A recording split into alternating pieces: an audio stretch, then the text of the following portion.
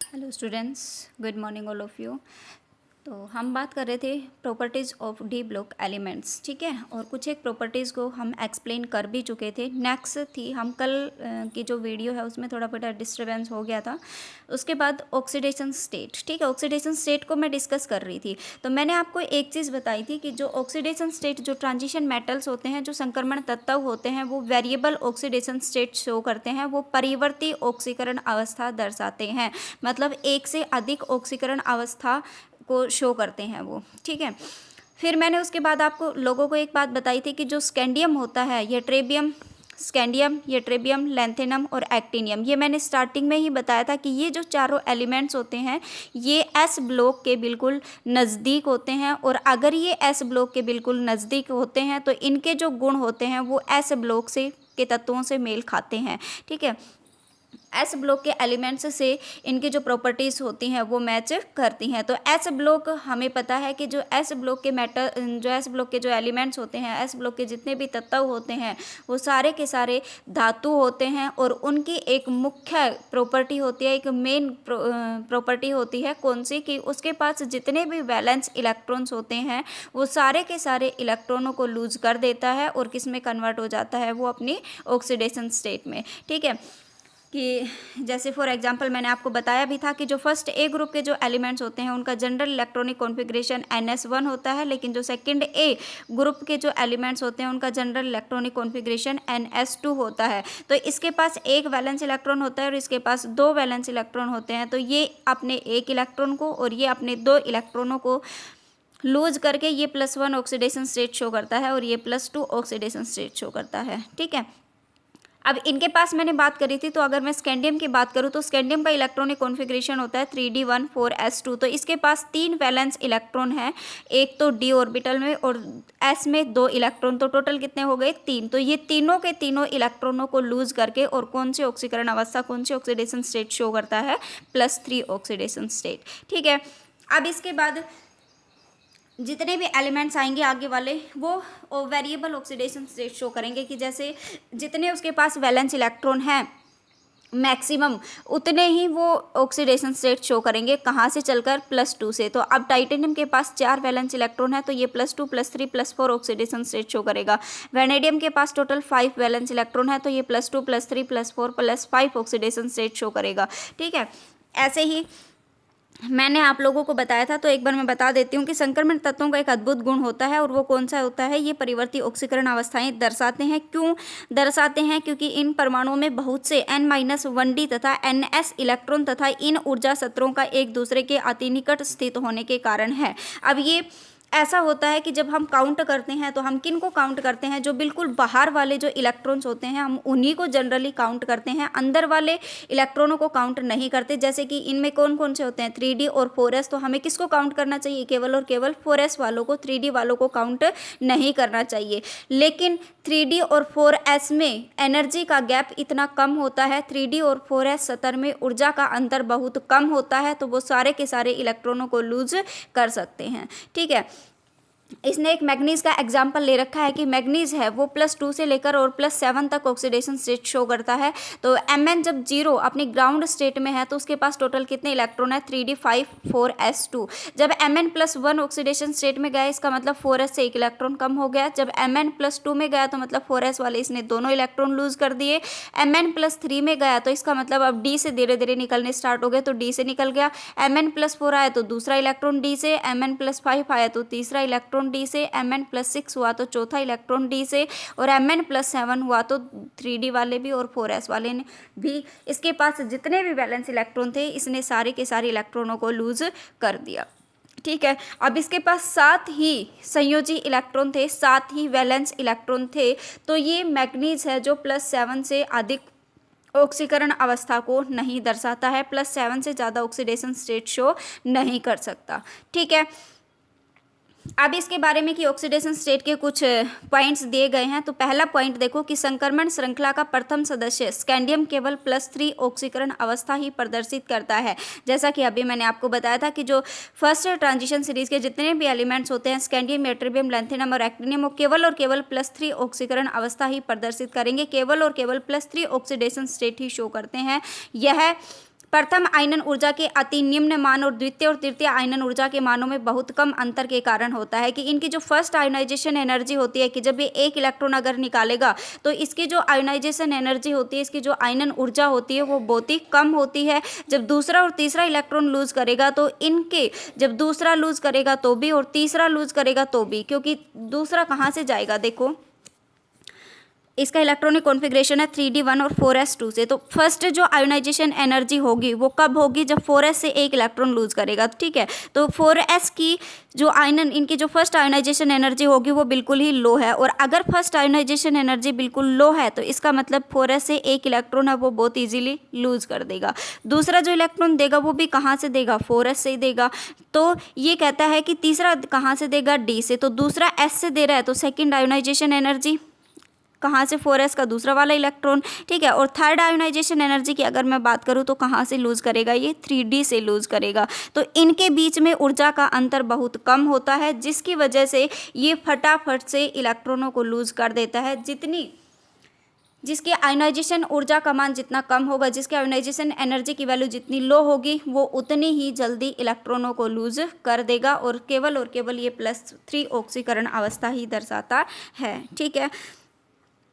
श्रृंखला में दाईं ओर चलने पर यह अंतर बढ़ने लगता है, जिसे अन्य तत्वों में यह अंतर इतना हो जाता है कि सामान्यतः +2 और +3 दोनों की ऑक्सीकरण अवस्थाएं स्थायी होती है। मैंने बताया था कि यहाँ से देखो जो डार्क सर्कल में आपको दिख रही है ना डार्क लाइन की, स्कैंडियम की तो कौन सी होगी, +3 ऑक्सीडेशन स्टेट, लेकिन टाइटेनियम की कौन सी ऑक्सीडेशन स्टेट स्टेबल होगी, +4। वैनेडियम की कौन सी होगी, +5, +4 नहीं है, इसकी +5 होगी। क्रोमियम की कौन सी होगी, +6। फिर मैग्नीज की +7, +2 और +7 इसकी दोनों स्टेबल होती हैं, ठीक है। आयरन की कौन सी होगी, फिर +2 एंड +3। कोबाल्ट की कौन सी होगी, +2 एंड +3। निकिल की कौन सी होगी, +2 एंड +3। और कॉपर की कौन सी होगी, +1 एंड +2। ये मैंने किस लिए बताया था, ये इसमें एक पॉइंट था नोटिस करने के लायक, तो वो मैंने आप लोगों को बताया था कि इसमें नोटिस करने वाली बात थी कि जब स्टार्टिंग के जो एलिमेंट्स होते हैं कहाँ से कहाँ तक, स्कैंडियम से और मैग्नीज तक, जब स्टार्टिंग के जितने भी जो एलिमेंट्स होते हैं उनमें 3d और 4s दोनों ही इलेक्ट्रॉन बॉन्डिंग में पार्टिसिपेट करते हैं, बंधन में भाग लेते हैं, जिसकी वजह से इनकी मैक्सिमम ऑक्सीडेशन स्टेट स्टेबल होती है। लेकिन धीरे धीरे बाद में चलते चलते जो 3d वाले इलेक्ट्रॉन है वो एक एटम का ही पार्ट बन जाते हैं, वो एक एटम का ही कोर बन जाते हैं, ठीक है। और अगर वो एटम का ही पार्ट बन गए तो वो बॉन्डिंग में पार्टिसिपेट नहीं करते, केवल और केवल 4s वाले इलेक्ट्रॉन ही बॉन्डिंग में पार्टिसिपेट करते हैं, ठीक है। जिसकी वजह से इनकी केवल और केवल +2 ऑक्सीडेशन स्टेट मैक्सिमम स्टेबल होती है एज कंपेयर टू अदर्स, ठीक है। कि इनकी जो ऑक्सीडेशन स्टेट है वो बहुत अधिक स्थायी होती है, कौन सी, +2, बाकी की कंपेरिजन में, बाकी की तुलना में, ठीक है। दूसरा जो पॉइंट देखो कि श्रृंखला के मध्यवर्ती तत्व बहुत सी ऑक्सीकरण अवस्थाएं प्रदर्शित करते हैं, क्योंकि आवर्त सारणी के मध्य के भाग में 2 तत्वों में अयुग्मित d इलेक्ट्रॉनों की संख्या सबसे अधिक पाई जाती है। कि अयुग्मित d इलेक्ट्रॉन की जैसे हम इलेक्ट्रॉन फिल करेंगे, जैसे कल मैंने आपको एक वीडियो सेंड करी थी crystal field splitting in octahedral complexes, तो जब भी मैं एग्जाम्पल लूँगी तो वो एग्जाम्पल ऑक्टाहेड्रल का ही लूँगी, तो कृपया करके वो वीडियो आप देख लेना, ठीक है। उसमें क्या होता है कि हम इलेक्ट्रॉन फिल करते हैं, ठीक है। और ये बात मैंने आपको पहले भी बताई थी, इलेक्ट्रॉन फिल करने के बाद किस में अनपेयर्ड इलेक्ट्रॉन्स ज़्यादा होते हैं, तो ये कहता है कि वो आगे मैं आपको बताऊंगी, कलर्ड प्रॉपर्टी जब एक्सप्लेन करवाऊंगी ना तो अच्छे से मैं आपको एक्सप्लेन करके बताऊंगी। अब यहाँ से बस सुन लो कि जो मध्यवर्ती की वैनेडियम, क्रोमियम और मैग्नीज में जब हम इलेक्ट्रॉन फिल करते हैं तो इनमें अयुग्मित इलेक्ट्रॉनों की संख्या सबसे अधिक पाई जाती है। इस प्रकार प्रथम संक्रमण श्रृंखला में मैग्नीज के पश्चात ऑक्सीकरण अवस्थाओं की संख्या तथा अधिकतम ऑक्सीकरण अवस्था का मान घटने लगता है। इसका मतलब कि जो मैग्नीज है वहां तक तो इनकी मैक्सिमम ऑक्सीडेशन स्टेट स्टेबल होती है कि स्कैंडियम की +3, टाइटेनियम की +4, वैनेडियम की +5, क्रोमियम की +6 एंड मैग्नीज की +7। ऐसा होने का कारण है अयुग्मित इलेक्ट्रॉनों की संख्या में कमी और नाभिकीय आवेश का बढ़ना, जिससे d इलेक्ट्रॉनों का परमाणु के नाभिक से दूर जाना कठिन हो जाता है। कि यहाँ पर ये तो आपको पता ही है कि अलोंग द पीरियड जब हम जाते हैं कि आवर्त में जब हम बाएं से दाएं चलते हैं तो z इफेक्टिव प्रभावी नाभिकीय आवेश का मान बढ़ता है, जिसकी वजह से इनका जो आकार होता है वो धीरे धीरे कम होने लगता है, ठीक है। अब उसके बाद जो 3D इलेक्ट्रॉन्स होंगे कि 3D वाले जो इलेक्ट्रॉन्स होंगे वो किस में ही शामिल हो जाते हैं, वो न्यूक्लियस के थोड़ा नज़दीक होते हैं, 4s वाले उसके बाद आते हैं, तो 4s की डिस्टेंस है वो थोड़ी ज़्यादा है, तो 3D और 4s की एनर्जी का अंतर, ऊर्जा का अंतर बहुत कम है। तो ये कहता है कि जो 3D वाले इलेक्ट्रॉन हैं ये न्यूक्लियस से ज़्यादा अट्रैक्ट होंगे, ठीक है। न्यूक्लियस से अगर ज़्यादा अट्रैक्ट होंगे तो ये एटम में ही शामिल हो जाते हैं, ये न्यूक्लियस नाभिक के अंदर ही समाने की कोशिश करते हैं, और जो 4s वाले इलेक्ट्रॉन है केवल वही बॉन्डिंग में पार्टिसिपेट करेंगे, बंधन में भाग लेंगे, जिसकी वजह से इनकी मैक्सिमम +2 ऑक्सीडेशन स्टेट ही स्टेबल होती है, ठीक है। अब उसके बाद देखो केवल फर्स्ट बी वर्ग के तत्व ही +1 और इससे उच्चतर ऑक्सीकरण अवस्थाएं दर्शाते हैं। शेष तत्वों में अधिकतम ऑक्सीकरण अवस्था उनकी वर्ग संख्या से कदापि अधिक नहीं होती, कि जितना, ये तो बात आपको पहले ही पता होगा कि जितनी वर्ग की संख्या होती है उनकी मैक्सिमम ऑक्सीडेशन स्टेट उतनी ही होती है, ठीक है। श्रृंखला के आरंभिक तत्वों में वर्ग संख्या के समान ऑक्सीकरण अवस्था अधिक स्थायी होती है, ये बात मैं आपको पहले ही बता चुकी हूँ कि ये 3rd बी का है तो इसकी +3, ये 4th बी का है तो इसका +4, ये 5th बी का है तो इसका +5, 6th बी का है तो इसका +6। यही कह रहा है कि वर्ग संख्या के समान ऑक्सीकरण अवस्था अधिक स्थायी होती है। तो मैंने यही बताया कि स्कैंडियम से मैग्नीज तक तो इनकी लास्ट वाली मैक्सिमम ऑक्सीडेशन स्टेट अधिक स्टेबल होती है, ठीक है। लेकिन अगर मैं बात करूँ लास्ट वाले की, तो देखो इसमें लास्ट वाले की, लेकिन बाद में निम्नतर अवस्थाएं अधिक स्थायी हो जाती हैं। श्रृंखला के सभी तत्वों के लिए +2 और +3 अवस्थाएं सामान्य ऑक्सीकरण अवस्थाएं मानी जा सकती हैं। अगर पूरी ट्रांजिशन सीरीज की, पूरी संक्रमण श्रेणी की अगर मैं बात करूं कि कौन सी जनरल ऑक्सीडेशन स्टेट स्टेबल होती है, तो +2 या फिर +3, ठीक है। लेकिन अगर मैं सिंपल तरीके से हम कहना चाहें तो फर्स्ट वाले जो एलिमेंट्स हैं, कहाँ से कहाँ, स्कैंडियम से मैग्नीज तक, तो इनकी मैक्सिमम ऑक्सीडेशन स्टेट स्टेबल होगी, लेकिन बाद वालों की मिनिमम ऑक्सीडेशन स्टेट स्टेबल होगी। उसका रीजन मैंने बता दिया है कि लास्ट वाले एलिमेंट्स में, लास्ट वाले तत्वों में 3D वाले जो इलेक्ट्रॉन हैं वो बंधन में भाग नहीं लेते, केवल और केवल 4s वाले इलेक्ट्रॉन ही बंधन में भाग लेते हैं, ठीक है। अब उसके बाद ये चीज़ें आपको पता ही है, ये मैं आपको बहुत बार बता भी चुकी हूँ और आपको पता भी है कि D0, D5, D10, D0 तो है इसका बिल्कुल खाली, D5 है इसका अर्धपूर्ण और D10 है इसका पूर्ण। और ये जो इलेक्ट्रॉनिक कॉन्फ़िगरेशन होते हैं ये अत्यधिक स्थायी होते हैं, ठीक है। ये तो आपको पहले से ही पता है। अर्धपूरित या पूर्ण पूरित, हाफ फील्ड या जो फुल्ली फील्ड जो ऑर्बिटल्स होते हैं वो अधिक स्थायी होते हैं as compare to partially filled, आंशिक रूप से भरे हुए कक्षकों की बजाय, ठीक है। उच्चतर ऑक्सीकरण अवस्था से ये तत्व आयनिक यौगिक नहीं बनाते हैं, क्योंकि 3 इलेक्ट्रॉन निकल जाने के बाद शेष इलेक्ट्रॉन नाभिक द्वारा इतने अधिक बल से आकर्षित होने लगते हैं कि अधिक इलेक्ट्रॉनों का निकलना संभव नहीं हो पाता। कि जैसे इसके अंदर की जो हाईएस्ट ऑक्सीडेशन स्टेट, जो मैक्सिमम ऑक्सीडेशन स्टेट शो करते हैं, तो ये कहता है कि वो आयनिक कंपाउंड्स का फॉर्मेशन नहीं कर पाते, वो केवल और केवल किसका फॉर्मेशन करेंगे, कोऑर्डिनेशन कंपाउंड्स का, ठीक है। Sc+3 के यौगिकों में सर्वाधिक आयनिक गुण पाए जाते हैं, ये आपको पता ही है, मैं पहले बता चुकी हूँ कि स्कैंडियम, यट्रेबियम, लैंथेनम और एक्टिनियम, बार बार रिपीट हो रही हैं चीज़ें, स्कैंडियम, यट्रेबियम, लैंथेनम और एक्टिनियम ये S ब्लॉक के बिल्कुल नज़दीक हैं। और S ब्लॉक का जो मुख्य गुण होता है वो कौन सा होता है, कि आयनिक कंपाउंड्स का फॉर्मेशन करना। क्यों? क्योंकि इनके पास जितने वैलेंस इलेक्ट्रॉन होते हैं वो सारे के सारे इलेक्ट्रॉनों को क्या कर देता है, लूज कर देता है, ठीक है। तो +1 और +2 ऑक्सीडेशन स्टेट ही उनकी अधिक स्थायी होती है, जिसकी वजह से वो आयनिक, तो ये भी यही कह रहा है कि जिसकी जो मिनिमम ऑक्सीडेशन स्टेट होगी ना उसमें तो वो आयनिक कंपाउंड्स का फॉर्मेशन कर सकते हैं, लेकिन जो मैक्सिमम ऑक्सीडेशन स्टेट वाले जो कंपाउंड हैं वो आयनिक कंपाउंड्स का फॉर्मेशन नहीं करेंगे, वो आयनिक यौगिकों का निर्माण नहीं करेंगे, ठीक है।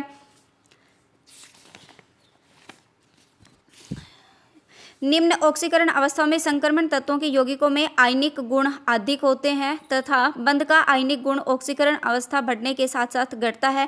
उसके लिए मैंने लिखा था कि जो आयनिक कैरेक्टर होता है वो is inversely proportional to oxidation state. ये जो फंडे में क्लियर करवाती जा रही हूँ ना, इनको धीरे धीरे जब आप नोट्स बनाओ तो ये जरूर चीज़ें नोट करते चले जाना कि आयनिक character is directly proportional to oxidation state.